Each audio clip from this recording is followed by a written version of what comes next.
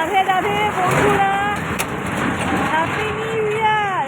তো নিউ ইয়ারে আরও একটা নতুন ভিডিও নিয়ে হাজির তোমাদের সামনে। আমি আর যা দেখছো মাই লাইফস্টাইল সব। আর আজকে আজকে আজকে তোমাদের সাথে শেয়ার করবো আমডাঙ্গার মেলার ভিডিও। এখন চলে এসেছে ইতিমধ্যে আমডাঙ্গা মেলাতে। আমডাঙ্গা মেলাতে এখন প্রবেশ করবো, চলো ভিডিওটা এসে ভালো লাগবে।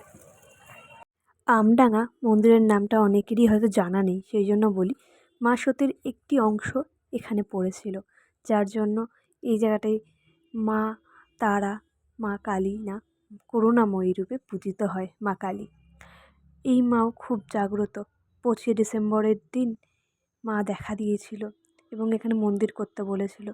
তো এই মন্দির যখনই হয় সেই দিন আর কি, 25 ডিসেম্বরের দিনটা খুব খুব খুব বড় করে ধুমধাম করে অনেক বলি হয়।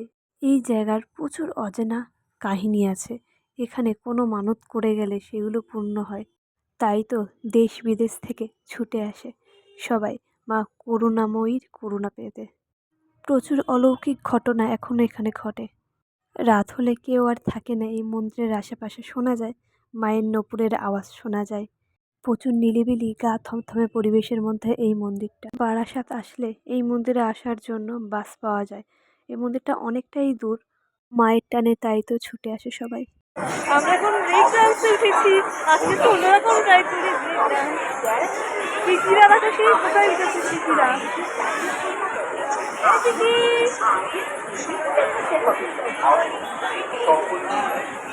এই বোর্ডটা একা উঠেছিল, তাই আমি এখানে দিয়ে দিল।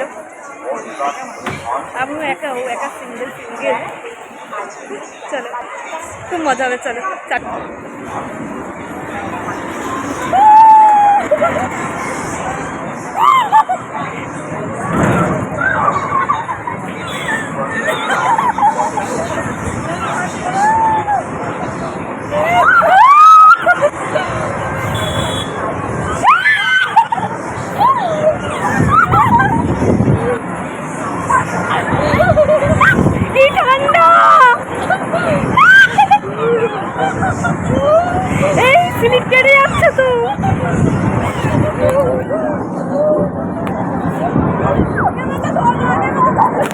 মা করুণাময়ীর দর্শন পেলাম আজ থেকে 5 থেকে 7 বছর পর।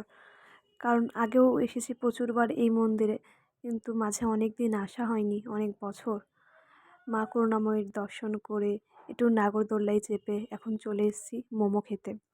এই মেলাতে বিভিন্ন হরেক রকমের দোকান বসেছিল।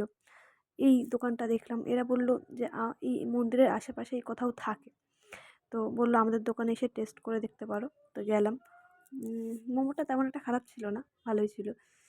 এখন আমরা মোমো টোমো খেয়ে সারা মেলা ঘুরলাম, কিছু কেনাকাটা করলাম বাড়ির জন্য খাবার নিলাম, নিয়ে এখন বাড়ি ফিরছি। তো ভিডিওটা কেমন লাগলো অবশ্যই জানাতে ভুলো না। লাইক, শেয়ার আর কমেন্ট করে দিও। জয় মা করুণাময়ী, সবার ভালো হোক।